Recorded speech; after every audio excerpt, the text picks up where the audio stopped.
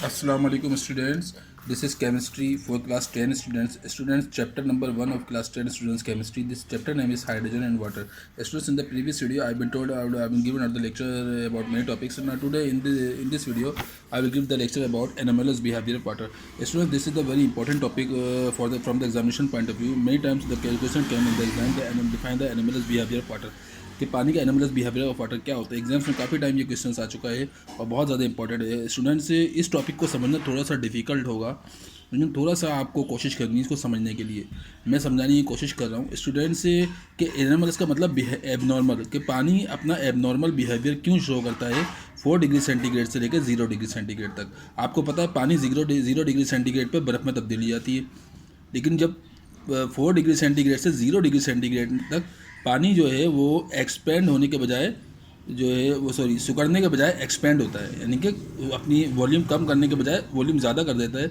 आपको पता है कि किसी भी चीज़ का जब लिक्विड का हम टेम्परेचर बढ़ाते हैं, फॉर एग्जांपल हम पानी का कोई एक बीकर है, दूध को अगर हम चूल्हे पे हम गर्म करेंगे तो अगर आप 10 मिनट के लिए या 1 घंटे के लिए आप दूध को रखें, आधे घंटे के लिए तेज़ आंच पे जब उसकी आंच बढ़ा देंगे, आंच बढ़ाने का मकसद, चूल्हे की आंच बढ़ाने का मकसद उसका टेम्परेचर ज़्यादा करना।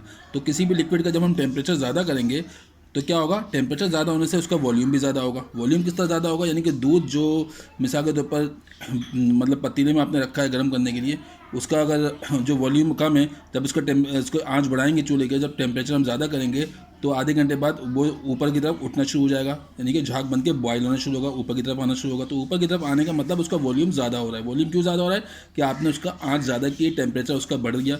जब टेम्परेचर ज़्यादा होने से क्या होगा, वॉल्यूम ज़्यादा होगा।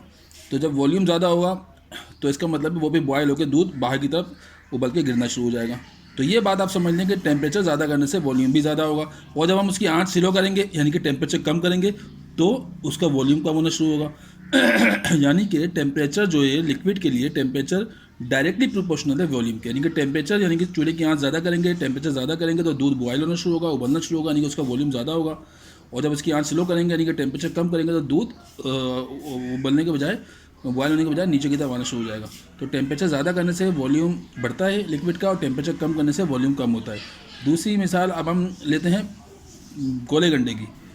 तो गोले गंडे में क्या होता है, जब बच्चे गोला गंडा खरीदते हैं ठेले से, तो गोला गंडा वो कप में भर के देता है, तो गोला गंडा ऊपर तक पूरा झाग की सूरत में उसके जो बर्फ़ के रैशेज जो हैं, पार्टिकल छोटे छोटे, वो ऊपर तक भरे होते हैं, यानी कि वो बर्फ़ ही होती है। उस वक्त उसका टेम्परेचर 0 डिग्री सेंटीग्रेड होता है, क्योंकि फ़ौरन उसने बर्फ़ से बनाकर वो गोला गंडा बना के दिया है। लेकिन जब वही गोला गंडा आप कुछ देर के लिए बाहर रख देंगे टेम्परेचर में, यानी कि सूरज की गर्मी में, तो क्या होगा, बर्फ़ जो है वो मेल्ट होके नीचे की तरफ आके बैठ जाएगी, लिक्विड बन जाएगी पानी, यानी कि जो उसका वॉल्यूम ज़्यादा था वो वॉल्यूम कम हो गया।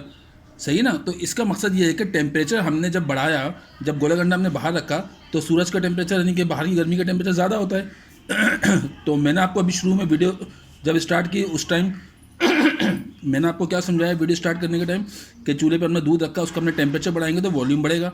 लेकिन यहाँ पर बात ये मैं कर रहा हूँ गोले गंडे की, सही ना। तो मैं आपको 4 डिग्री सेंटीग्रेड से 0 डिग्री सेंटीग्रेड पानी जो है वो पानी जो बर्फ़ होती है वो पानी के ऊपर क्यों तैरती रहती है, क्यों फ्लोटिंग करती रहती है, डूबती क्यों नहीं।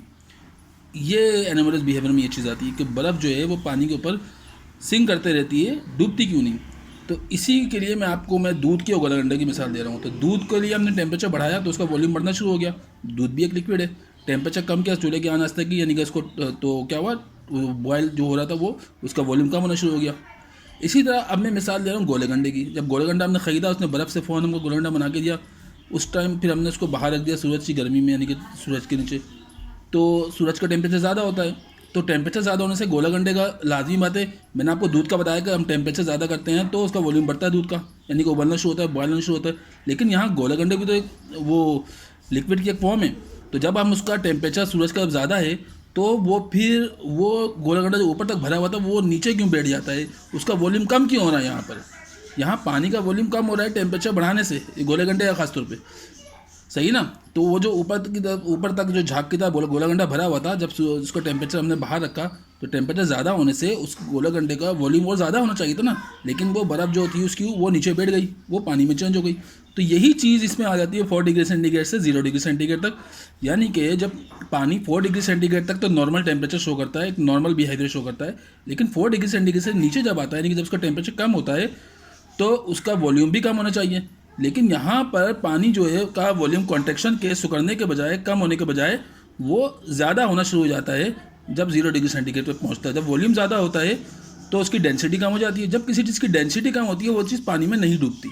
यानी कि पानी का एक बहुत बड़ा जहाज़ होता है, उसका वॉल्यूम इतना बड़ा क्यों बनाया जाता है, उसका वॉल्यूम ज़्यादा क्यों रखा जाता है। वॉल्यूम का मतलब, वॉल्यूम की डेफिनेशन क्या है कि कोई चीज़ जितनी ज़्यादा जगह घेरेगी वो उसकी वॉल्यूम कहलाएगी। लेकिन पानी का जहाज़ जो है कितनी ज़्यादा जगह घेरता है, तो उसका मतलब उसको वॉल्यूम भी ज़्यादा रखा गया है। तो वॉल्यूम क्यों ज़्यादा रखा जाता है, पानी के जहाज़ को इतना बड़ा क्यों बनाया जाता है? इसलिए बनाया जाता है कि आपको पता है कि वॉल्यूम जिस चीज़ का किसी सब्सटेंस का वॉल्यूम जितना ज़्यादा होगा उतनी ही उसकी डेंसिटी कम होगी।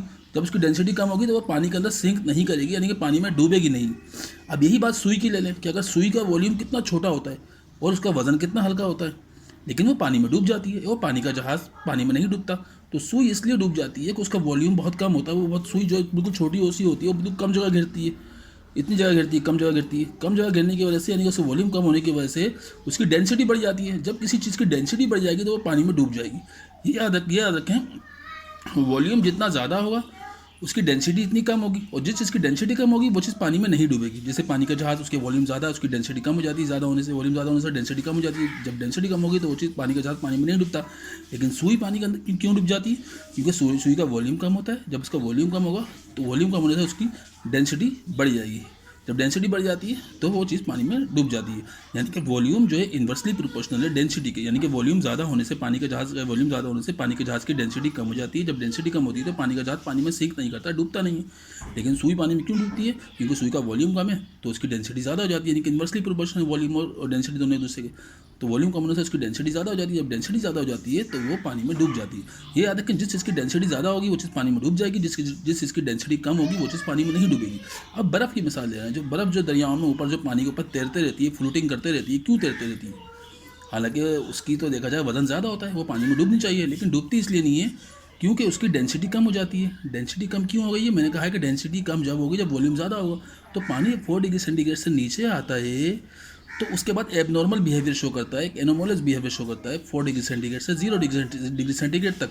4 डिग्री सेंटीग्रेड से नीचे आना शुरू होगा, यानी कि बर्फ़ बनना शुरू हो जाएगा। पानी के जो मॉलिक्यूल्स हैं वो करीब करीब होना शुरू होंगे और लिक्विड से बर्फ़ में चेंज होना शुरू हो जाएंगे। लेकिन जब हम 4 डिग्री सेंटीग्रेड से नीचे जब लेके आ रहे हैं तो इसका मतलब हम उसका टेम्परेचर कम कर रहे हैं। तो मैंने आपको बात स्टार्टिंग में शुरू में बताई कि टेम्परेचर कम करने से वॉल्यूम भी कम होता है। लेकिन यहाँ पर ऐसा नहीं होता। टेम्परेचर कम होने से, 4 डिग्री सेंटीग्रेड से नीचे आ रहा है तो उसका वॉल्यूम का टेम्परेचर कम होने के बजाय, टेम्परेचर कम होने 4 डिग्री सेंटीग्रेड से नीचे लेके आ रहे हैं 0 डिग्री सेंटीग्रेड तक, तो इसका मतलब हम उसका टेम्परेचर कम कर रहे हैं। जब टेम्परेचर कम कर रहे हैं तो वॉल्यूम भी कम होना चाहिए। लेकिन यहाँ पर वॉल्यूम कम नहीं होता, जो पानी का वॉल्यूम है वो ज़्यादा हो जाता है और वो बर्फ़ बन के ऊपर आ जाती है वो चीज़। और जब वॉल्यूम ज़्यादा होगा तो डेंसिटी कम हो गई, तो डेंसिटी कम होने से बर्फ़ नीचे नहीं डूबती। समझ में आ गई बात? नहीं डूबती। तो जिस चीज़ की डेंसिटी जितनी ज़्यादा होगी वो चीज़ पानी में डूबेगी, और उसकी डेंसिटी जिस चीज़ की जितनी कम होगी वो चीज़ पानी में नहीं डूबती। जैसे पानी के जहाज़ की मिसाल दी, सुई की मिसाल दी, फिर आपको मैंने दूध की मिसाल दी कि दूध का हम टेम्परेचर ज़्यादा करते हैं, आँच ज़्यादा करते हैं तो उसका वॉल्यूम बढ़ना शुरू हो जाता है, वो बॉयल होकर